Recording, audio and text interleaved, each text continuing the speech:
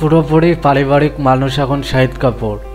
Pink ভিলার বরাতে জানা গেছে, বর্তমানে তিনি যে অর্থ ব্যয় করেন তার জন্য স্ত্রী মীরা রাজপুতের অনুমতি নেন। এক সাক্ষাৎকারে তিনি বলেন, আগে আমি আমার সমস্ত অর্থ ব্যয় করতাম, কিন্তু এখন নয়।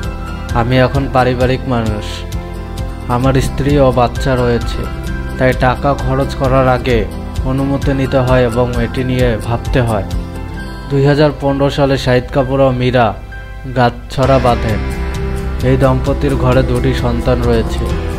জানা গেছে, বিয়ের 1 বছরের মধ্যেই তাদের সংসারে ভাঙ্গনের হাওয়া লেগেছিল।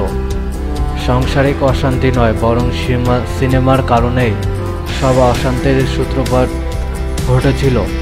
এখন ক্যারিয়ার ও সংসার বেশ ভালোভাবেই সামাল দিচ্ছেন তিনি। বর্তমানে বেশ সুখেই আছেন শাহিদ মীরা দম্পতি। দিব্যি ছবিতে অভিনয় করে বেড়াচ্ছেন এই অভিনেতা।